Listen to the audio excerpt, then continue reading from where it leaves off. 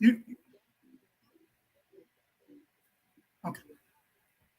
Good morning, good afternoon, wherever you might be. My name is Lamine Diallo in Toronto. Thank you, dear listener, for tuning in today's Africa. Hope you are all enjoying your Saturday. We have a wonderful Saturday morning here in Toronto. We are in a good book with Mother Nature these days. The warm weather is back. I love this kind of weather. So those who used to tune in, thank you very much for your fidelity and welcome back. Those who is their first time, warm welcome and thank you very much for tuning in. And we greatly appreciate to have you on board today. Without all of you, we won't be able to express our passion and dedication to our mother Africa. In fact, tomorrow actually is Mother's Day tomorrow. So happy Mother's Day for all the moms listening. So today, I have a wonderful gentleman who put Africa tight in their heart, co-hosting with me today. So we'll have our brother, Dr. Pindo. He will join us probably in a few minutes. And also, we have Brother Theo, our producer of this program in Toronto. He will wear two hats today as a producer and co-host as well. Good morning, Brother Theo. We really appreciate all the hard work you do behind the scene prior to and during the broadcast. Good morning. Good morning, Dr. Diallo. It's great to be back again. Well, Africa is in our hearts. So whatever we have to do to protect Africa in its entirety, and as a matter of fact, the community that we have in the Caribbean and in the diaspora, now we've got to work for it because we've been, misinterpreted, misaligned, and there are a lot of things that have gone on around our communities around the globe. So if we don't pick up the mantle to work diligently to protect the name, the resources, the traditions, the customs, the culture, the geography, the cultural cuisines, everything that is packaged into one, who else is going to do it for us? So it's beholden to all of us to get Africa right out there as it's supposed to be. Thank you, Brother Theo. Our topic today, how can Africa protect her interests and resources? Interesting topic, isn't it? The African continent is no doubt the most resource abundant continent. Resources such as gold, diamond, oil, natural gas, copper, uranium, among others, are mined in different parts of the continent. Almost every country in Africa have a deposit of natural resources. Africa is also the poorest continent in the world. We all wonder then why Africa is the poorest continent in the world. I have Dr. Pindo. Good morning, Dr. Pindo.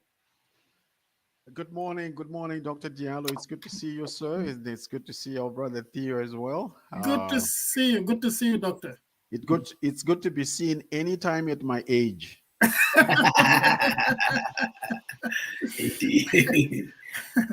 So thank you for joining in, Dr. Pindo. So welcome. Thank you for joining in. So I was saying, the African continent is no doubt the most resource abundant continent.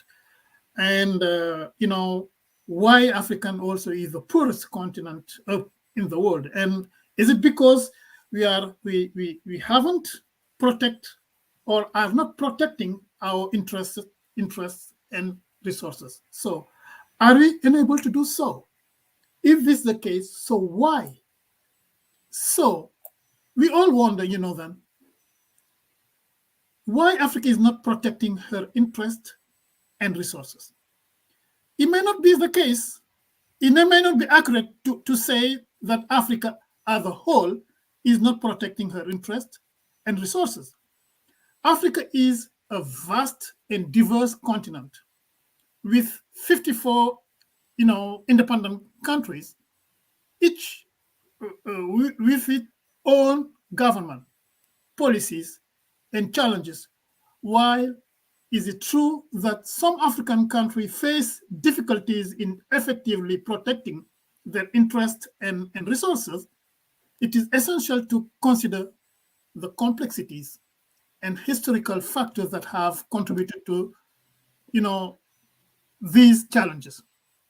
So, and we have few challenges. In fact, we have the historical legacy. Africa, in terms of colonization, Africa has a history of colonization and exploitation by foreign powers, non-African nations from the 16th centuries, all exploiting African resources, grabbing, to varying degrees, which has left a significant impact on the continent. So, and I can say many African countries gained their independence only on the 1960s, and they are still grappling with the consequences of colonization, such as uneven development, weak institutions, and economic independence. We also have the economic challenges. African countries often face economic challenges, including poverty, limited infrastructures, and inadequate funding for social services. Like we don't have enough hospitals. The fact also can also hinder their ability to invest in protecting their resources adequately. And I believe the focus is often on immediate socio-economic needs rather than long-term resource protection. We have also the internal governance issues.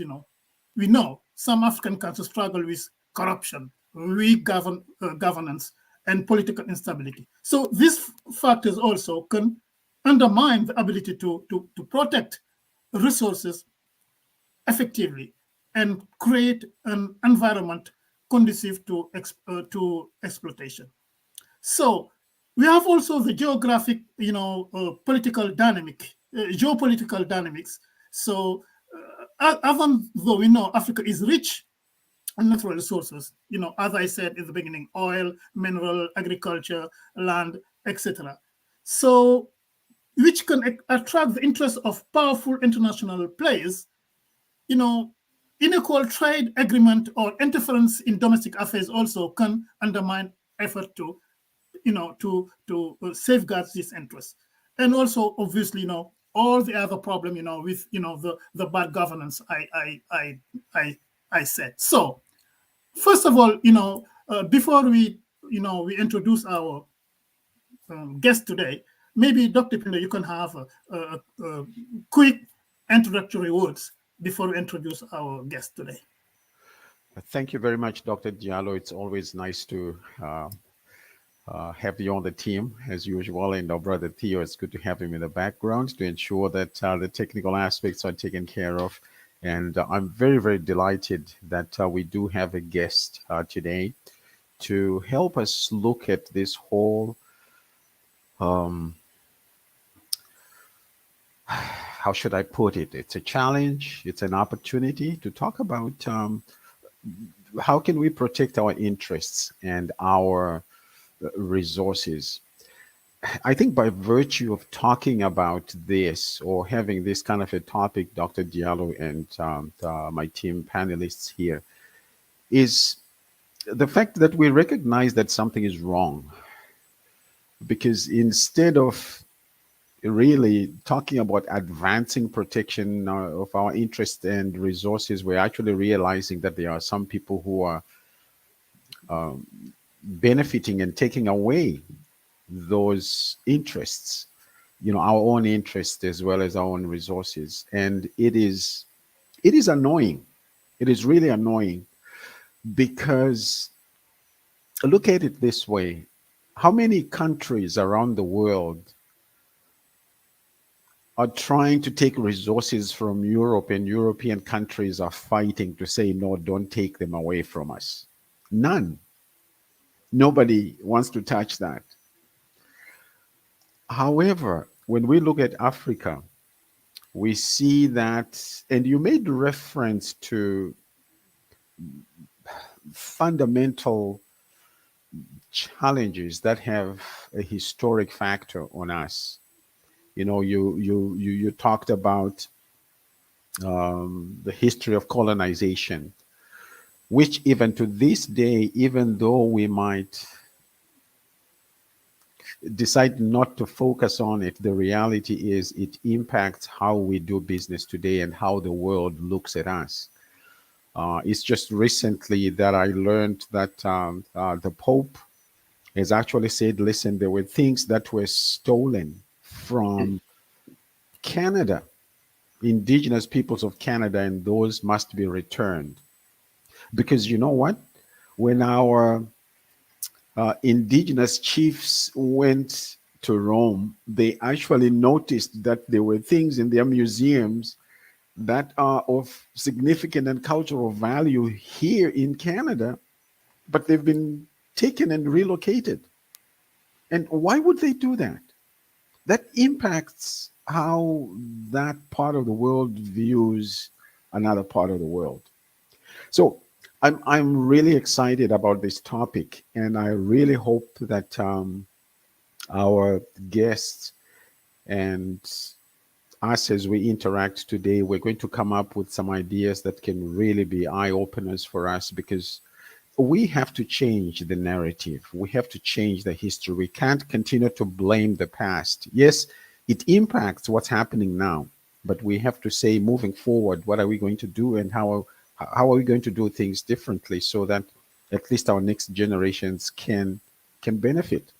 So, which then begs the question, or rather the focus, Dr. Diallo, that we have to put our house in order.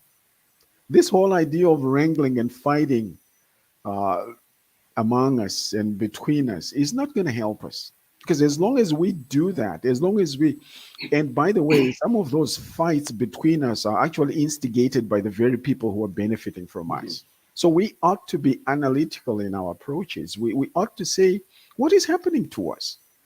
What is happening? Why are we fighting? Seriously, why are we fighting? Is it because of our big egos? Is it because of our greed? Is it because of ignorance? Why are we fighting? Because if you don't understand what's happening, it's difficult for you to even try to address it. You cannot fix something you don't know. You really can't. You're So absolutely right, so Doctor. so so I'm really hoping that in our dialogue today we can, as long, we've talked about this, let's dialogue to discover things that will help us to decide what the next steps will be, because Africa is loaded. We are not a country, we are a continent, but it's a continent that has been preyed on, that, as our brother Professor Dr. PLO Lumumba says, we're being put at the table not to be part of the dialogue, but we're being put at the table as part of the food to be eaten, and we need to change that. So Absolutely. again, I'm excited. Thank you, Dr. Absolutely. Diallo, for the opportunity. Thank you, Dr. Pindo, and I totally agree with you. Now we need to put, our house in order, and stop, complaining, blaming. We want, to resolve our problem. Rather, we need to do what's need to be done in order to move forward for a real development. So, we have, even though we have different countries having different levels of resource wealth, different government systems, different priorities, absolutely, which can influence their ability to protect their interests effectively. So we need to work together. We need to be, all together, and find the way to move forward for an effective development of our country. Brother Teo, what you can say about that quickly, because we have to introduce our guest today. I don't know if the guest is he in.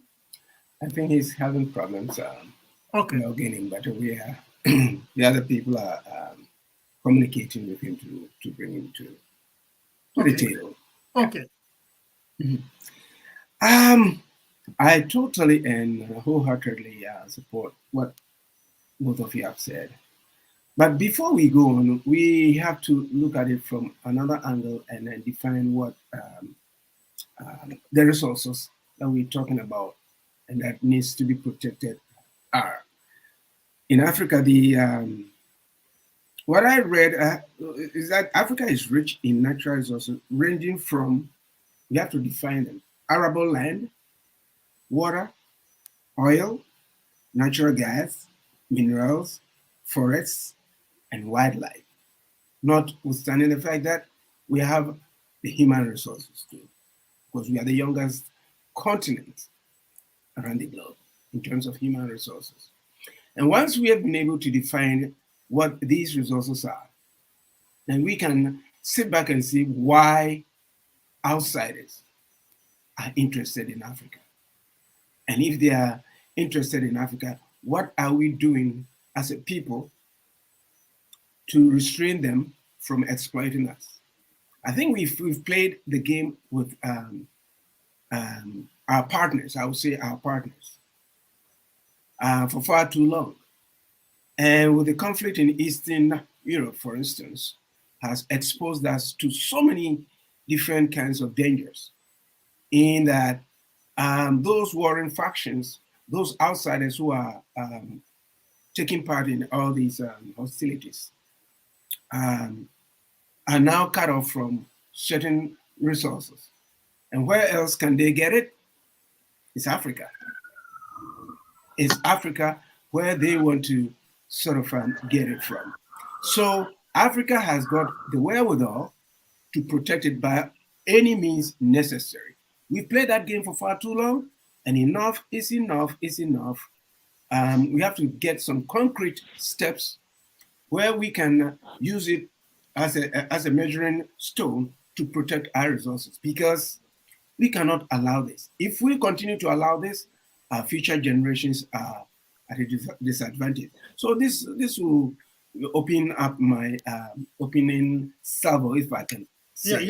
You're absolutely right, Brother To. Africa, we can take concrete steps to protect, our resources through various strategies and initiatives.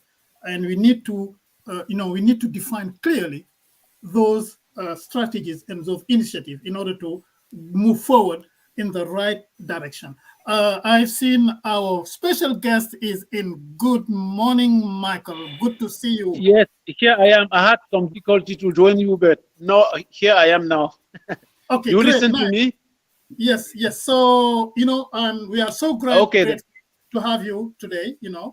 I can say, you are our special guest today. And that's good. Well info. I can say you are well informed on the important subject of concern to our continent. So it's a privilege having you, today. And actually, it's not the first time. We had you, I believe, last November, beginning of November. So yes, welcome back. And Michael Fogaing. I'm happy to join you to discuss the issue, which is a very critical issue for our continent. You're absolutely right. And Michael Fogaing he's in Montreal. He's one of the leaders of Cameroonian diaspora and delegate of the United for Cameroon and the Rassemblement African Canada. Exactly. So after you introduce yourself, Michael, I will ask you, even maybe you have done it previously, to briefly talk about Rassemblement Africain and who you are and what you are doing. Okay, thanks a lot, and hi to all the other guests. My name is Michael Fogaing, as you say. I'm from Cameroon, and we are very active in the diaspora to sensibilize and mobilize our people regarding the issue we are discussing, which is very critical and which it can be summarized by the actual decolonization of the continent and being the master of its own destiny regarding all the critical issue of governance and the development and everything that we may be discussing during this program. So, and that we are doing that within the Cameroonian community. We have a general diaspora organization which is called United for Cameroon, and we have seized the opportunity of the les réseaux sociaux with social media, so that we can connect and work together with those who are in Germany, in France, in in Europe in general, and even in Asia and in North America. So that organization is called United for Cameroon. But we also know that you have to have to connect all our resources as African people, different diaspora from the different countries in Africa, to together put our energy together to make sure that we are more efficient in sensibilizing our people and to move forward with those issues. So we have a collection of African Rassemblement with the diaspora of Ivory Coast and Senegal and all other countries in Africa who has joined, so that we can sometimes have some synergy in discussing and make public, publicize those issues even here in North America. And also, since we are working together, when we go back to Africa, those images give more energy to those who are fighting in place in Africa, to know that those who are outside Africa are working together. Why not us here in Africa? So in general, this brief presentation of who I am and in which organization we are working to put forward those issues. Thank you, Michael. And if I understand correctly, you are working as you are trying to be united, as African, not as as from Cameroon. I'm Cameroon. I'm from Ivory Coast, but as African, which is not easy. Exactly. It's one of our problem. Our problem is, everybody say, I'm Ivory Coast, I'm Senegal, I'm Gambia, I'm this, and it's one of the challenge, one of the problem we have in Africa. But in this case, in your case here, diaspora, have you resolved that problem, or where there is no Africa, there is no where you say, oh, I'm from such and such country, but we are just African, born in Douala, in Accra. So how did you come up with resolving that problem we used to have in Africa and here in the diaspora? Have you resolved the problem of unity? I think that it just came naturally, and it's a necessity, because even when you look at those who came before us, like during the independence period, there was a group of African leaders like Kwame Nkrumah, Modibo Keita, and the Lumumbas, and all of those people who already realized that with the micro state that we have in Africa, after we decolonize ourselves, it will be very difficult to create a real power from Africa who can have a say in what's going on in the world if you keep those structure of micro states.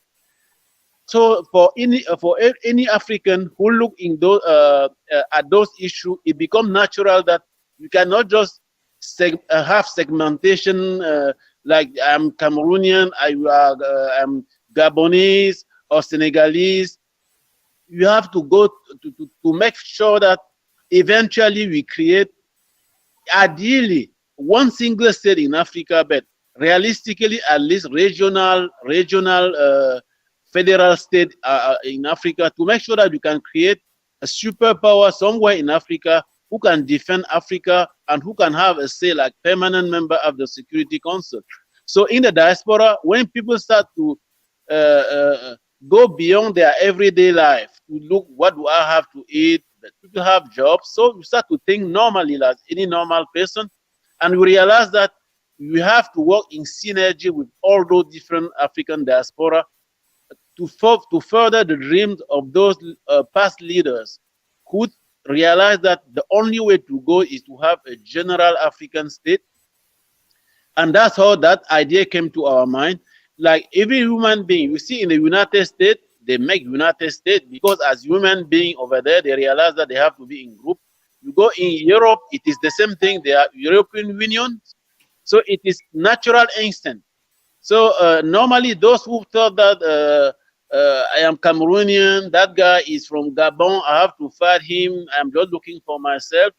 I think that it is the idea of divide and conquer that the colonialists put forward during the colonization period, that those who are not awakening, awakening in English, those who are not awakened still think in that term of colonial mentality of divide and conquer. But those who are awake realize right away, as any human being in United States or in Europe or everywhere, that as a group you have to be united and have a major and bigger forces than to have micro state with some mal mal placé. How do you say that in English?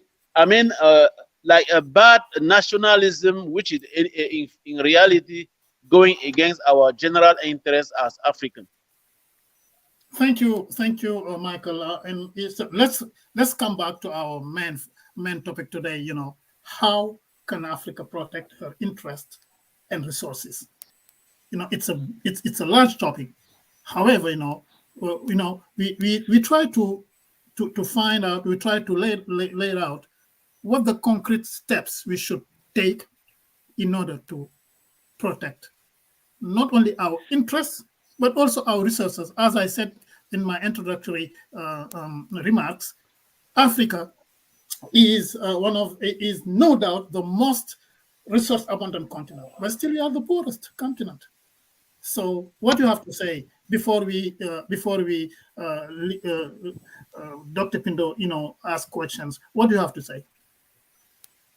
Exactly, that's a major question that we have been struggling to see how we can do that. And from my own analysis and from what we have been discussing in various groups, it's really a three-step process that we really believe. The first step is to completely decolonize. And when people say that, it will look like a philosophical dream, not just like a wishful thinking. But in today's world, that can be achieved simply by creating a state of law in which we have an electoral system which is fair, just, and who can allow a competitive election in which all those various philosophical groups in society that we call political party can really compete in terms of their platform of vision of the society, and the people of Africa, as people everywhere in the world, can listen to what they are offering and choose who will lead the country during the next mandate, which is 5 or 6 or whatever they have decided. And that competition is what developed every country in the world. So the first step to us is first to decolonize, meaning that having the situation where it is really the people of the countries or the people of Africa who choose who is the leader, and that can be guaranteed by a process of fair and equitable and electoral process. When you have a system like that, with what we call a state of rule of law, then you can have a sustainable way of managing the countries with all various aspects, such as diplomacy, such as a transformation of our own natural resources, at least the first and second transformation, as it is the case in Canada and Australia, where you cannot just take container of natural resources and go and transform somewhere in the world. And that's what is happening in Africa. In Africa, all our tremendous natural resources that nature gave us could have been used as lever for our development. But in generally, there is no natural transformation locally. People just come and, like everywhere from the world, just like their backyard, collect those raw material, bring to their own country and create job there, not in Africa. So we think that by having first a system of first decolonize, then rule of law, then sustainable management of the countries, by going through that, you can detail that through this program. It is general step that you think that you go about to take the control of Africa and manage the resources in a responsible way, and each in a way that will be a lever of development in Africa. I totally agree with you, and you're absolutely right.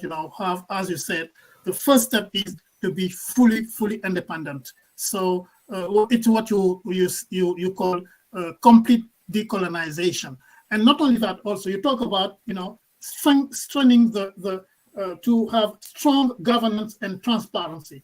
That means the African governments should promote governance by combating the corruption, promoting transparency, and to make sure there is an accountability in terms of the management of the natural resources.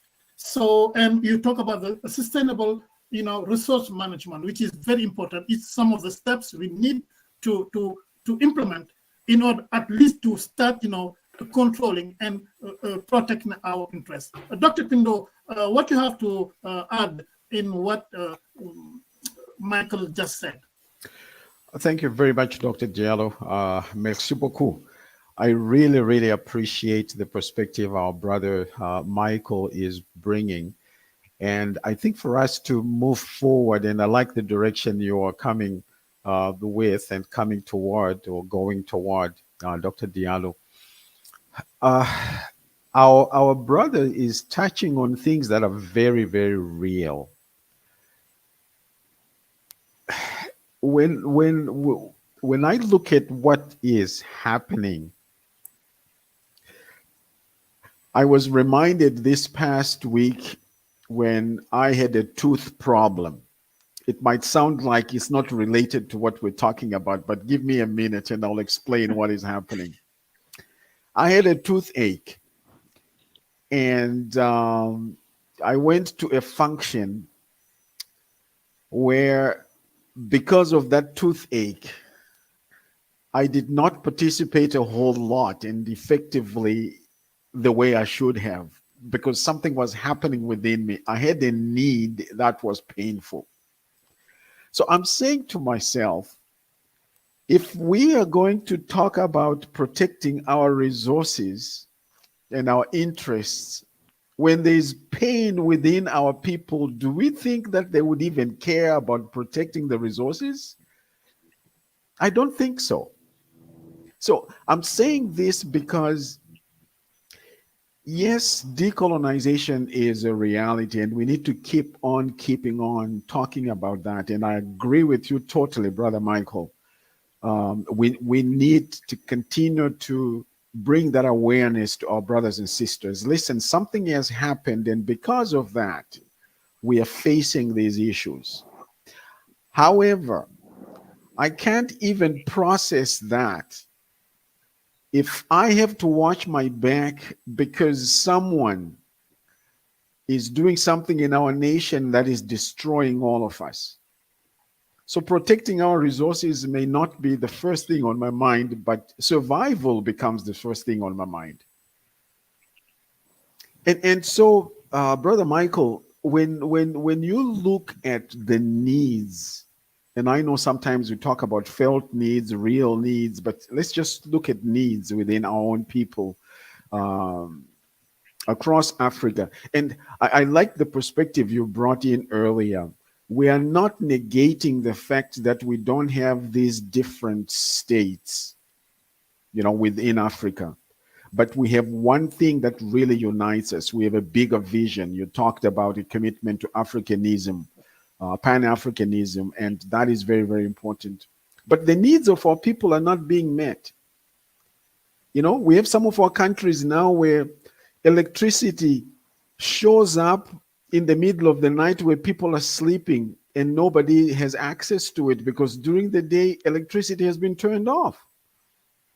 Only in neighborhoods where our political leaders don't live, the places where these guys live, electricity never goes off. It never goes out. So when we have real needs, people wanting water, people wanting food, of course, we can say, well, let's grow our own food. Yeah, I can grow my own food, But if being out in the field is making me vulnerable and I have to run away because somebody is trying to disrupt everything, it's difficult for people to even grow their own food. We can't even have water, even though we have so much rain. We can even capture this rain now from the sky. So my question to you, my brother, is how do we meet the real think about decolonization, the rule of law, and all the other stuff? How do we deal with these needs? How do I deal with the pain of a toothache that's making me not participate in the event where I've been invited to talk about things that will help us? So, okay, no, the question is very clear, Dr. Francis. It's very clear the question you are asking, and that is a question. It become like the question between egg and chicken, which come first. That's my understanding of the situation, because it's a question of the country's management. And in every country of the world, that issue is solved through electoral process where different political parties identify first those issues in the society and compete in terms of the solution they are proposing to make sure that those things doesn't happen. But in the case of many countries in Africa, I would say almost all of them, those that we call our leaders are not our leaders. They are colonial local governor that has been imposed by countries from abroad. So that's why we believe that first thing is to decolonize. And when you say decolonize, it becomes easy today because as soon as you cut off the process of choosing the leader of the country by making what we call the self-determination, meaning that it is the people of those respective countries who choose their leaders. And that can be simplified to fight for simple electoral process, which is fair and equitable. That is doable. If millions of people from each of those countries go in the street, they can have electoral process. Now, through the election, the question you are asking, doctor, to say that, how do I feed my people? How do you make sure that electricity is equitably distributed and that all those rivers that you have throughout Africa, you build them and develop sufficiently to have electricity for everyone in Africa, because that is possible. That it is possible that some country in Africa specialize only on building dams, since they have river from their own going through their country, and sell to the other countries around. You see, but those issues of development can only be solved through debate and through selling the ideas and get elected. And in Africa, those that we call our leaders are just colonial governors chosen by outside. For example, even the African Union is like a puppet of European Union. It is European Union that finance the African Union. If you go to like regional groups, mainly like West African and Central Africa that I know best, and maybe the other regional group, they are like dependent to the Western sponsorship and financing. It is not our institution. If you go to Francophone Africa, they are all the president over there are chosen by France, and there is no electoral process, and France makes sure that there is no electoral process over there. France still keep the military bases that were there in the 30 and the 40 during the direct colonization time. They didn't move, they didn't budge, they didn't move any of their bases. Yes, they're in Senegal, in Ivory Coast, in Gabon, in Djibouti, and until lately, they were in Mali and in Burkina Faso, in Central African Republic. So when people from those countries are posing the question that you just posed, which is a legitimate question, people are fooling themselves by thinking that our leader didn't do this. They are not our leader. They are putting there, and the deal is that you can steal as much as you want, stay there for 40 years, 50 years as president, and as long as you get away from my way of taking natural resources from your country. And that's why, even though the direct situation that people are living now is what you have described, but the indirect way to solve that is first to decolonize by putting the real electoral system and let the citizen of the country, the party compete in terms of proposing solution to those direct issues that affect us. For sure, you will never do anything to solve those problems if you are still like puppet, you are living in vassality, being controlled by people, by country outside of our continent. It's really a question of chicken and egg, because some people will say that, look, it is not the Western power, colonial power who are stealing money and who are doing this. But if you cannot, if they don't have their hand out of our countries, those who are there will not care about what people think. What will be important for them is, can I keep my position for the next 20 years and make sure that my masters who are from outside are happy of me? That's the only thing. If the neighbor is dying, no hospital, no educational system, no transformation of raw materials to create jobs for the youth, because in those countries in Africa, more than 50% of the population have less than 25 years old. They are all young people. They don't have job. They go to school. They don't have job. Why do you think it's like that? It is because those who are at the position of governance are not working for the people of those countries, and they were not chosen by the people of those countries. That's why the priority should be to have millions of our citizens on the street who can reivindicate, to have a normal electoral system. I'm telling you, the day that people in Africa will start to choose their own leaders, those leaders will have to compete to propose solution to everyday life problems. Thank you. I fully understand. Fully independent, to be completely decolonized, normal and fair electoral system, and and focusing in the promoting economic growth, and also to protect our interests in terms of resources. And this can be achieved only if, let's say, we have the right leaders, good leaders.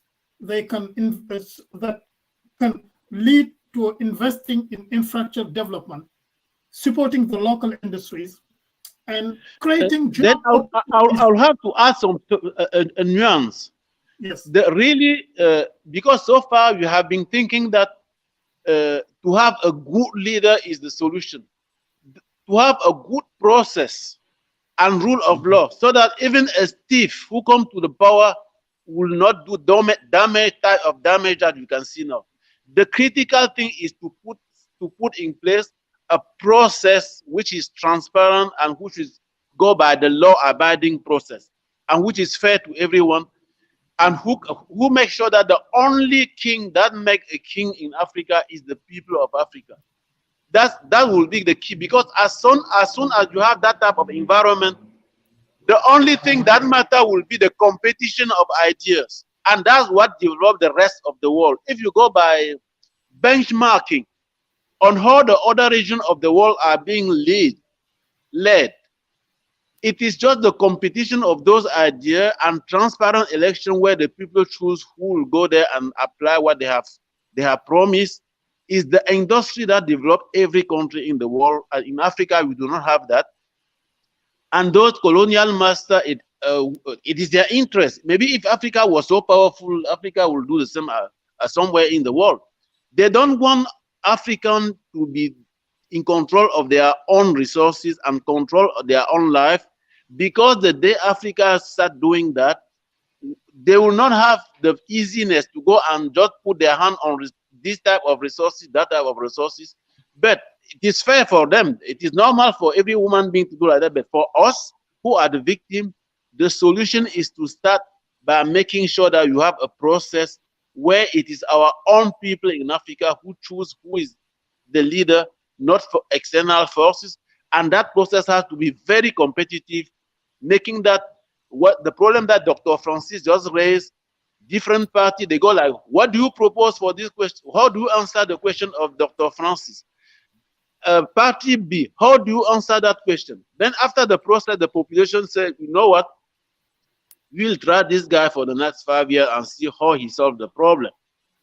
But what I took the floor again just to say that we should not concentrate on strong, good leaders and this. We should concentrate on strong and good process in the society, like independent institution from one to another to make sure check and balance. All of those things. If you do like that, Africa will transform just like China did some transformation. People say that it is dictatorship, but China choose their own people. Who is leading China? It is not a power from outside of China that choose who is the leader of China. And that's a major difference. If you start doing that, you'll see that in few years, Africa will transform. Because I take example of China, because 150 years ago, there was a breakout of China just like in Africa. But less than 150 years later, China is in the verge of dominating the world completely, meaning that those type of transformation are possible. And what is lacking, just not to monopolize the floor, what is lacking is the capacity of African people to really choose their own leader. And if you add to that a competition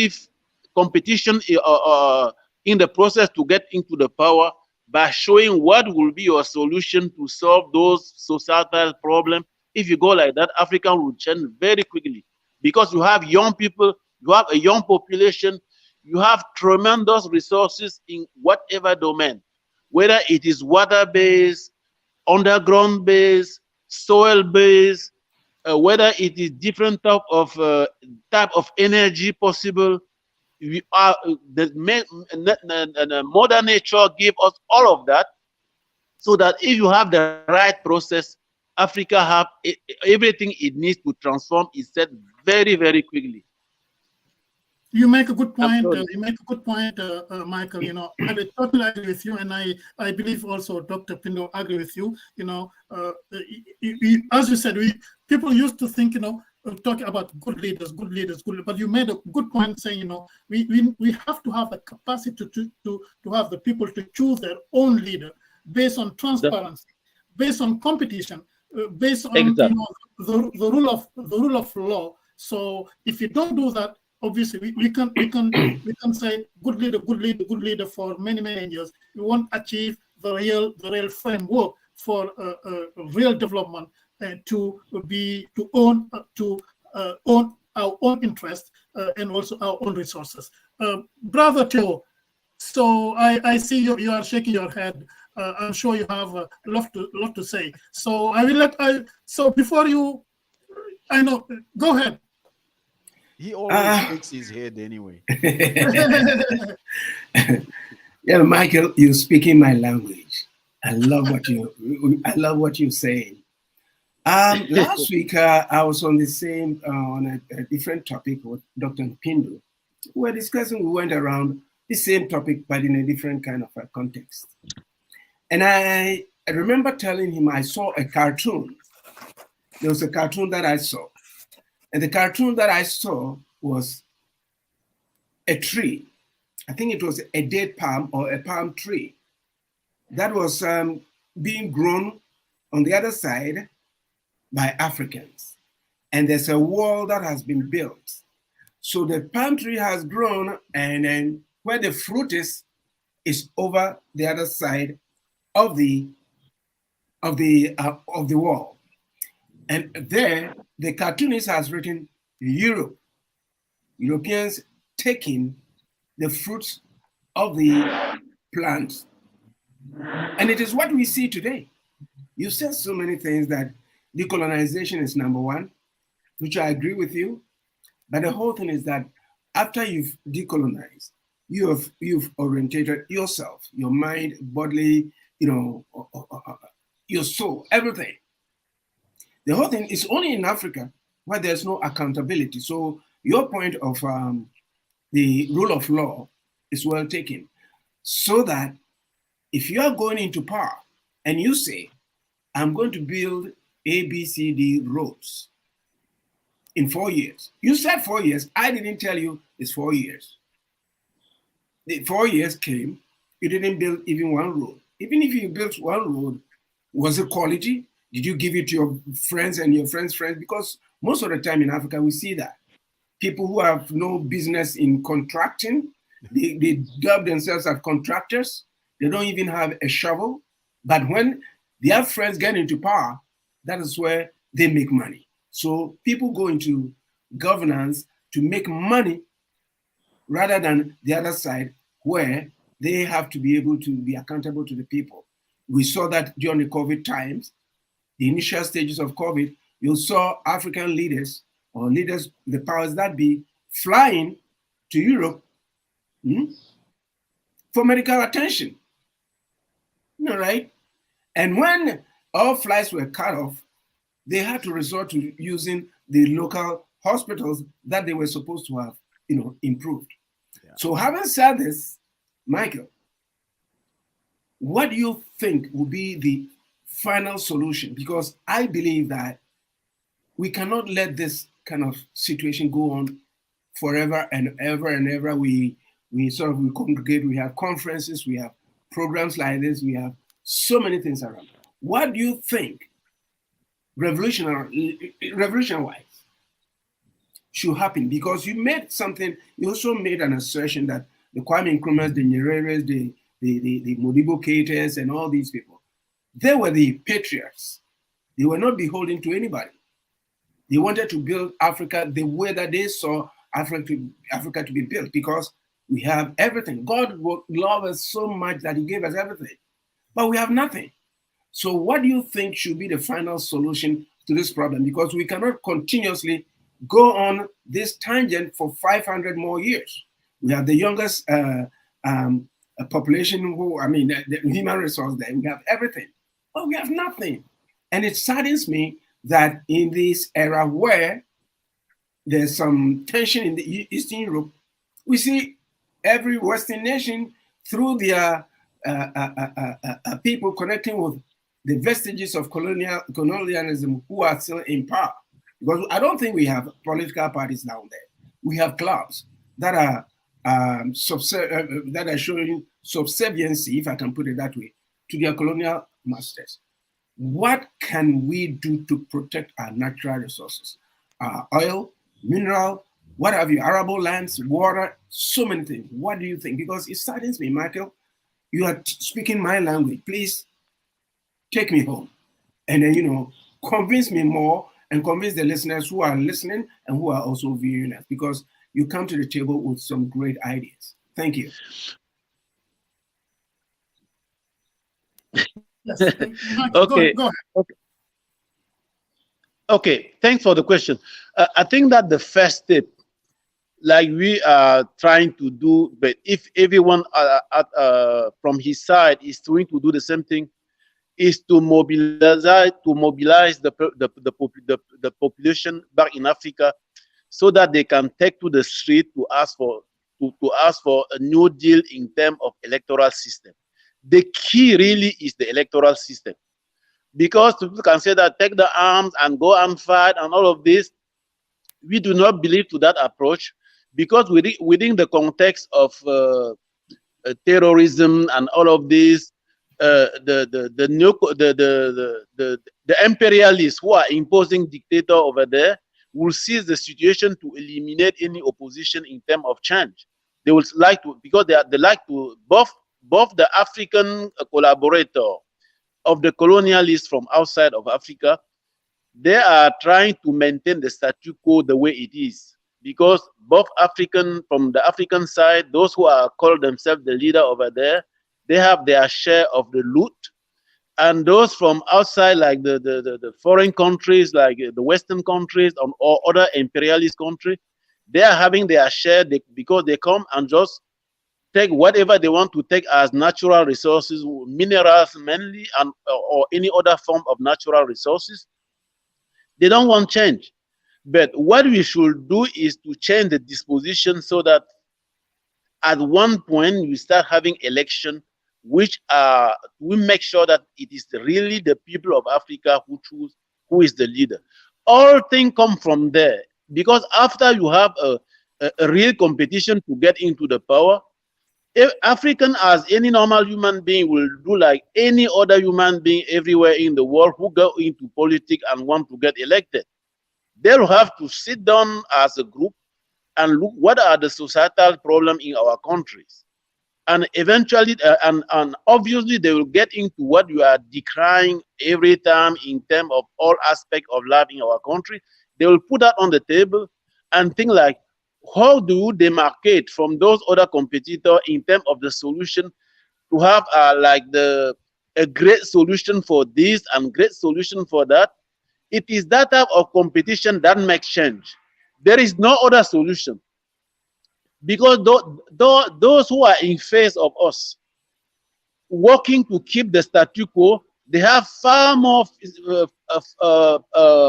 I would say firepower than we have, because the United States, the European Union, they are all taking their resources from those countries. They have what it takes to just shut up everyone's mind. But we are in a period of life that the social media, the big village, the world becomes the big village, because even in the Western countries and in those imperialist countries, their population are not in phase of what those establishments are doing throughout the world. Mm-hmm. So we are in a situation in which whatever happened in Africa, everywhere in the world, people will be informed right away.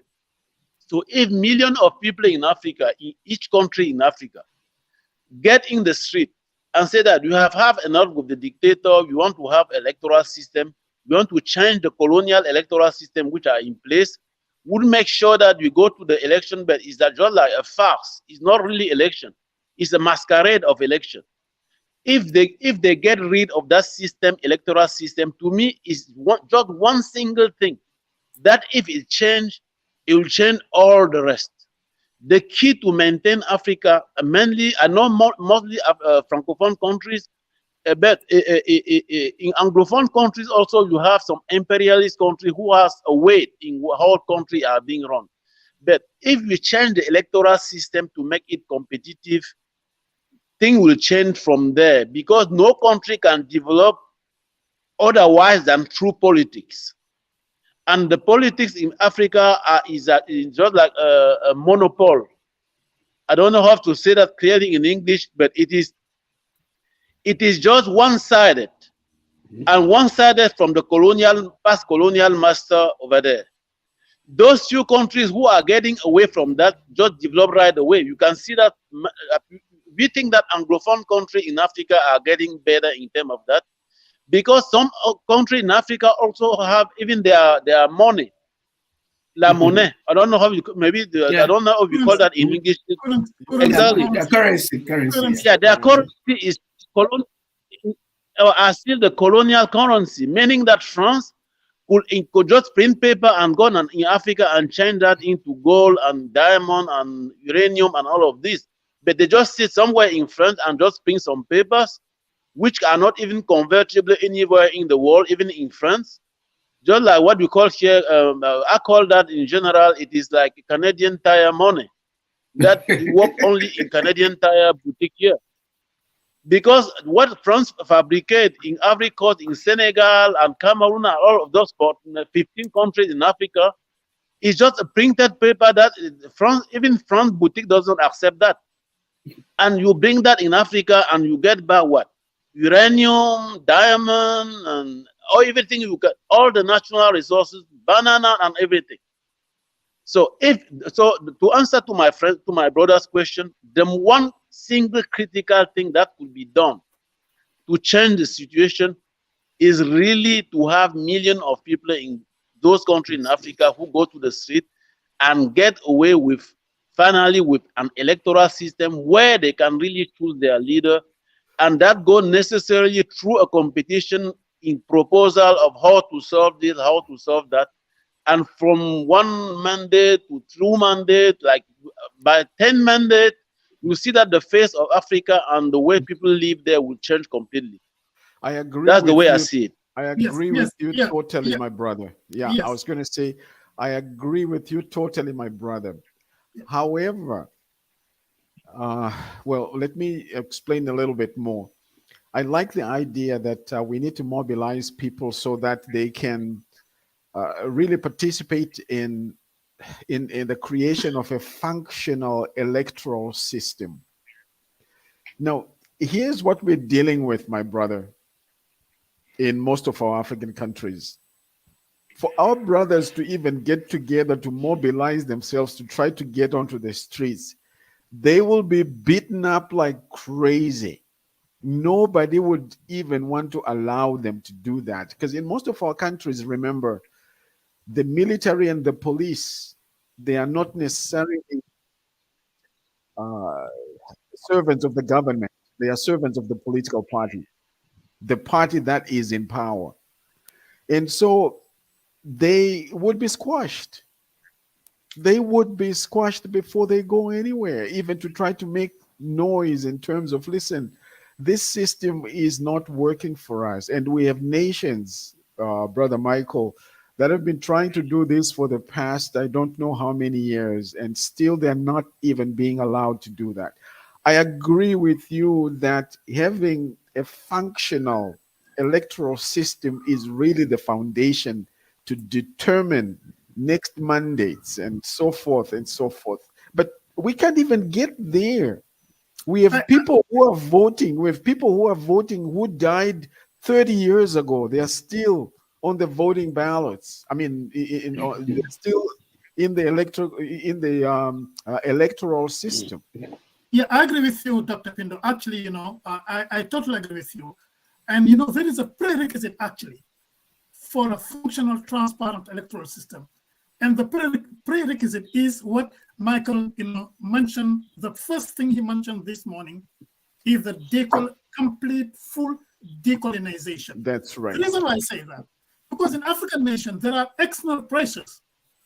And, and this led to instability and, lack of development. So it's why when we are talking about resources and interests, the foreign nations, like even some emerging economy, they continue to exploit Africa's natural resources.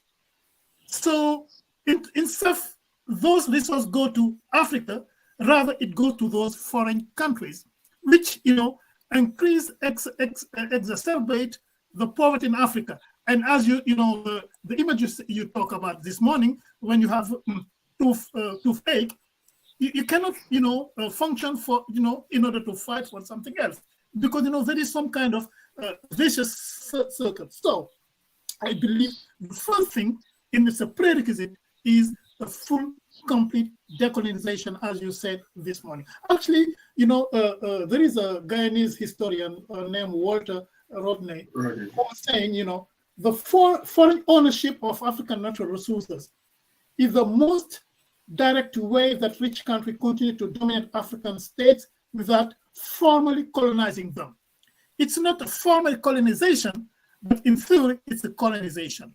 And I believe the first fundamental things we need to tackle, and you're right, I think it's the first thing you mentioned this morning, is full, complete decolonization. Of course. Is there a question? Can I complete something? Or yes, go ahead. You're the guest. Okay then. For sure, those who want to maintain the statu quo, which are the dictator in our own country or collaborator who are in power and the colonialists, they do not want to, they cannot just cross their finger and say they want transparent election, so let's give them a transparent election and take all their things and go back home to their own country. They will not do that. They will try to resist. But it's far more easier to fight for an electoral system than otherwise. Because if you don't fight to have that electoral system by mobilization, by what they call soulèvement populaire, like popular revolution. I mean, when people go to the street, exactly like uprising is the easiest you can have. because the other way will be to go and have a rebellion, like have troops, but then they are the one who control international circuit of armament to buy arms and all of this. Then more people will get killed by going through a rebellion, armed conflict to decolonize, than just mobilizing millions of people. But also when we say mobilization, it means also sensibilize those who are in the army and all of those. Because even their own situation is not better now. You have to tell them that you are not getting anything from the situation. Your brother is dying because there is no hospital. You can't send your kid to good school. It is those who are ministers who monopolize even the land. They go to the village and buy all the land. Yeah. So everyone there is victim. So you have to sensibilize not only the ordinary people who cannot even eat, but you have to make sure that our sensibilization strategy touch everyone in the society. And it is not easy, it's a challenge. But as more people are doing that, you can see some few results in Africa already. You see that in Mali, there is some improvement in the sense that the government over there have succeeded in asking France to remove all its troops from Mali. In Burkina Faso, they just did that. In Central African Republic. And the challenge now is that when those countries are out of Africa, to set up a normal competitive electoral system, which will lead to a competition of ideas how to move the society forward. I think that I don't see any other alternative to that type of process, because other alternative will kill more people in Africa than to mobilize them to modify the electoral system and make sure that the good brain that we have. Because one of the problems that Africa had, to my own analysis, is that after the la traite négrière, how do you call that? After the many African was enslaved, millions of people were removed there, and the continent was just empty. All the major forces, physical forces, intellectual was removed by millions, and they died through that process of slavery. And also Africa was caught from the modernity. What we call modernity in reality, some people think that it is the tradition of the West. Is not true.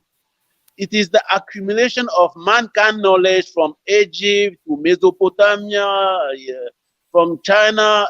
All those accumulation of that is what we are having today, and we call modernity.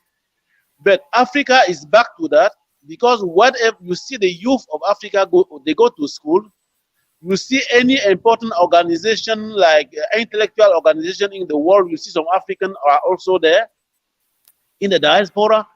So you have everything that you need to think as everyone else to lead our country the proper way. But the problem is those who think that you and I, who are progressive people, who know what's going on in the world, those who want to maintain the status quo will make sure that we don't even go near the power in Africa, for sure.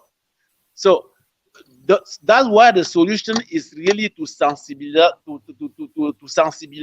those who are awake, who see how the world is being run, who can benchmark from what is good throughout the world, will try to do their best to sensibilize those who are in the countries, working with the opposition, like constructive opposition who are in those countries in Africa, to make sure that the electoral system, which is still colonial in African continent, Francophone Africa, was in 1955 that they put the system which is there, which is still there today, whether in Senegal or Cameroon or everywhere. So you have to change that colonial electoral system, which is still in place. That can change here and there, but the fundamental is that the local colonial governor or government that those countries put before they get out of Africa is the one who controls the process from A, E to B to Z. and they are the one who decide who win and they always won themselves. They organize by themselves and they won. But we know that when we look through it carefully, it's not an electoral process. Yeah. It is a masquerade. It is not a competitive election. If you don't change that, I don't know how you could move forward. And it is easier to mobilize and sensibilize people from Africa to make sure that they are aware of their own situation. They realize that they are the richest person in the world because there is no other underground. There is no ground in other continents that have more resources than Africa have, and we are lucky that so far the technology was not so much developed, and even 1% of African raw material has not been exploited yet. Mm-hmm. And now we are in a village which is like a general, what we call that, a global village, where African people can cry and other people in the world will listen and ask their establishment to get their knee out of the neck of Africa. So we have to sensibilize and mobilize. That's the way that I think is easiest, and it is doable. Yes, yes, I agree with you. But I'm afraid the thing I'm afraid of is, it's easy to say than to achieve. We can say we need to raise awareness, we need to mobilize the population, but it's not easy to achieve. The reason why, because even you mobilize, even you raise awareness, how to mobilize the population without having the retaliation of the regime in place. It's not easy. I'm afraid it could be wishful thinking. So we need to have concrete steps. How? And that how, it's a big question mark. How? Okay, but I'm sorry. Yes. That's Just all right. 1 minute. Maybe if I'm mobilizing let me know, huh? Let me know. But when we say how do we achieve that? You achieve that by working together with those who in the country are trying to change the country. Because in any country in Africa, there are among opposition party, there are some who are more serious. That's why those dictators are making sure in each country to destabilize, to get one of the opposition leader out of election by somehow, because they realize that those opposition are real opposition. Like in Senegal, Sonko in Senegal. Senegalese government is making sure that they get him out of the process, out of electoral process. And if you go in Cameroon, you will see that it comes to. And I'm sure that in every country in Africa, there are some good. We are losing Michael. I think it's having difficulties. Mm-hmm. But while he's coming back, I think Brother Theo. but maybe Brother Cho, you can maybe give your idea and what Michael was saying. Yeah, what Michael is saying, I wholeheartedly agree with him, because if we are talking in terms of the fact that if we start, we're going to be just swiped off, just like a fly or flies, then we can't get anywhere, because we have to shed blood. People have shed blood for us. That's why we live in the societies that we live in right now. Because if we don't, like Fela, Yes, Fela, I'm sorry. We lost you. Yeah, I'm sorry. No problem. I was trying to make this point. Fela and Nicola Pokuti said he single-handedly, he saw the ills in the society. He used music. He mobilized just a handful of people to fight the Nigerian government. What did they do? They beat him up. They imprisoned him. He came back, but he had sensitized people. Because if we sit back and say that, okay, 2-3 people are going to get killed, so we are not going to do that. No, it's a wrong approach. People have sacrificed, because we cannot, in earnest, in all honesty, sit back and see things go. And we come and sit, we have conferences for the AU, please don't bring AU in this matter. Do not talk about AU right now here, because it will get, I'll get something, I'll freeze out, because AU doesn't represent us. We know that. We know that. Because if we can, if the European powers or the powers that be could bring out some allegations against the president of the African Development Bank, because the guy was doing his job. He had raised capital. He was doing everything that he can. For some concocted allegations to be, put on him, and that some so-called eminent persons around the globe formed the committee to go and look into the allegations, and they found out there was nothing, just because the powers outside are vicious, but the powers inside can also be vicious. You cannot kill the mindset of people. The fact of the matter is that once people decide that this is what we want to do, we are going to do it. No matter what it is, no matter the outcome. In Pakistan right now, the president who was standing up for the people, now he was sorted out by the government. And what did the people? The people rose up. What happened? Now he's free.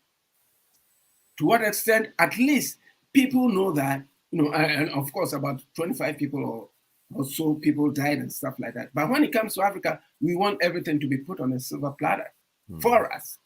But the fact of the matter is that we can continue to sit, have conferences, get all these accolades and all this level. If we don't put pen to paper, like Michael was talking about governance, yes, we had a presidential candidate from Somaliland a couple of years, about 2 years ago. He said the same thing. Whereas you are preparing for an election, they are outsiders telling you that this is what what you're supposed to do. They are pumping money left, right, and center. So when you come into power, you are helpless, because they made you who you are, and they can use the same process to blackmail you. So if you know that, why do you go choose that route? Because the fact of the matter is that Kwame Nkrumah, I will tell you this shortly. Kwame Nkrumah won elections even when he was in jail.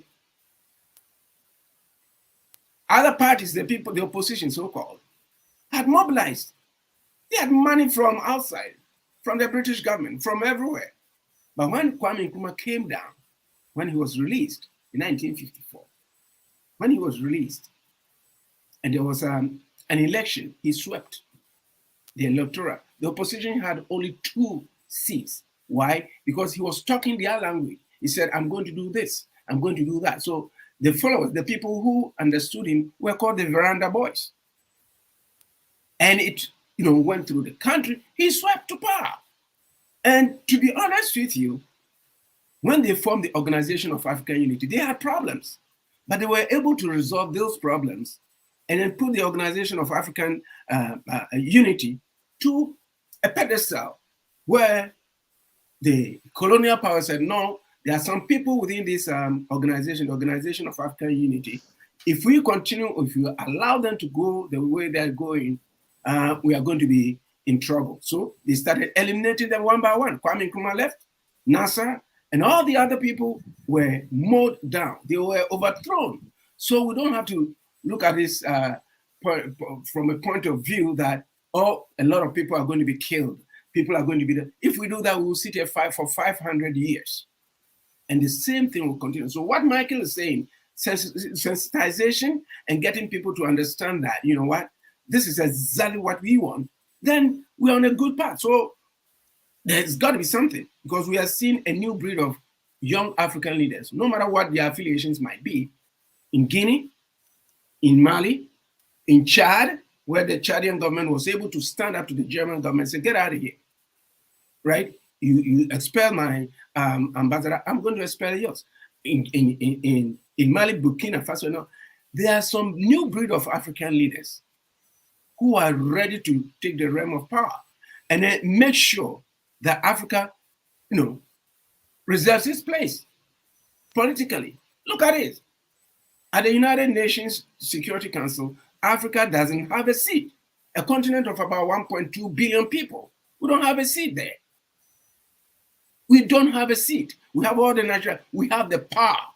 So, like I'm saying, African leaders should start boycotting the United Nations if we don't get a seat. Because if you get a seat, then you can talk, you can speak. They cannot dictate what is good for you. You can speak up yourself, because when it comes to the General Assembly, presidents and in September, presidents and other people just fly in and go and have their coffee and go back home. What do they achieve? Nothing for the African continent.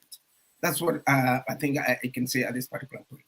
You're absolutely right. And you know, when you talk about, you know, there is a absence of collaboration among African countries, and you say you don't need even to talk about the African Union, because if you had a strong African Union and with, you know, regional economic communities, you know, in this case we should, you know, speak the same languages, you know, promote, you know, our own cooperation between us, and so we can face, you know, the external pressures in terms of trade, in terms of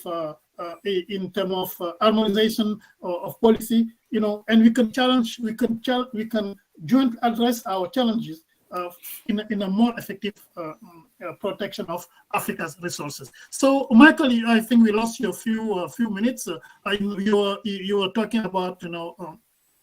You're talking about the African in terms of mobilization and also to raise awareness. So I want you to go a little bit deep on that, because I told you before, it's not easy. It's easy to say, but it's not easy to achieve. So again, how we can achieve that? Okay, what I was saying before being cut is that in each of those countries in Africa, there are already some level of awareness, so that in the opposition party, there are some party who are genuine visionary party that want to succeed, but that have all the odds to achieve their participation in the electoral process. And we from the diaspora, because each of those, Africa have millions of people in the diaspora, just like China has had and went from there to have some input from their diaspora to develop. So our own diaspora can make sure that they have I think he's frozen. Michael is frozen. He's having technical difficulties. Yeah, he's talking about the contribution of the just diaspora, which is he's right. So, but again, we shift a little bit our topic today. But again, the diaspora is important, but also we need to have the diaspora should be able also to think about going back and develop Africa, but also the African leaders, they should also be able to welcome the diaspora in order to all together we work together, diaspora and the African, you know, in our continent. So it has to be both ways. That is very right. Yes. You're very correct there, Dr. Diallo. And unfortunately, you know, I don't think we have the cookie cutter type of answers here, because when you're dealing with people, you're dealing with different minds, you're dealing with different feelings, different perspectives, and giving each other the freedom to express our thoughts and our feelings. And so when we do that, it seems to me that we really have to create the safe environment for people to express their feelings and to express their thoughts, be it in the diaspora or be it locally in Africa. If we don't create an environment where people are able to express themselves and being heard and feeling that they're being heard, and that whatever they're saying or whatever they're feeling is actually being acknowledged and put into consideration, I don't think we will go anywhere. Because when our leaders, yes, decolonization is very, very important. And I think we need to look at decolonization not as an event. We have achieved it, now let's move on to the next. No, this is an ongoing process. And so as we decolonize, our leaders need to understand that we need to value differences. When we value differences, I can actually say, I may not agree with you, but what you're saying makes sense. And you know what? I wasn't thinking about that when I started speaking, but now that you said it, you actually helped me to have new lenses. So I need to incorporate the idea you just said into what we're trying to do. That's the kind of healthy environments that we need to create. But quite often, when we have debates, the sharing or the competing of ideas, it's a fighting match. It's a war of words. And I don't think it takes us anywhere, because you're trying to outdo the other person. You're trying to make the other person look stupid and unlearned. And when we do that, our egos are too big. They get in the way, and instead of me embracing some of the concepts you're bringing to the table, I see that as you're trying to outsmart me. Now people think you're smarter than me, so I'm going to come up with something. See, we listen not to understand or to be understood, but I listen in order to counteract what you're saying. So the bottom line for me is, let's create safe environments to share these ideas. As our brother Michael was saying, we need a functional electoral system. But when we have the current brothers and sisters who are in leadership, they see that electoral system in place is something to be protected. So they don't even want anybody to touch it because it protects them. So who's going to change it in this case? Because it's a problem. There is a circle. Is there a vicious circle? You're right, it's Dr. like a circle. Diallo. Because and some of the leaders, they have a dilemma. They know if, let's say, there is the opposition take the power, they'll be in trouble because they have to. There is accountability. So it's like survival mode. I have to hang on in the power. Otherwise, if not, I'm dead. So it becomes the survival of the meanest. Just right. So it's not easy. It's why this topic, it's extremely difficult to finish today. So I believe we have to actually had a technical problem today. So we have to call him back. No, we need to have a part 2. Yeah, I think so. I agree. I second the motion. I second it too. Yes, we are actually a minute away from the end of the show, the program. So we can maybe stop today for now, and we need to reschedule for Michael to come back. He had a good point today. To be honest, very good point. I agree. So and we are so happy, he was here today. But unfortunately, so sometime he had technical difficulties. So, but anyhow, so thank you very much, Dr. Pindo, for the as always, your contribution, a real nice contribution. As I used to say, you are not African, but you are not born as African, but Africa is born in you. So, thank you, sir. So we also, it's why I think the reason why we are here. Our dedication, our passion to Africa. So well, thank you. we should thank you for facilitating this, and you know what, you have helped us to progress. You have brought new ideas to the table so that we can dialogue. And again, I thank you as well, Brother Theo, for making sure that the boat. As we say up north with our First Nations, the canoe stays on top of the water. So thank you for doing that. Thank you, Dr. Pindo. Thank you, Brother Theo. And thank you for all our listeners for tuning in today. And again, happy Mother's Day for all the moms who's listening to us today. And see you next week, same platform, same time, with the same dedication to our Mother Africa. Thank you. Bye-bye. Thank you. Bye-bye.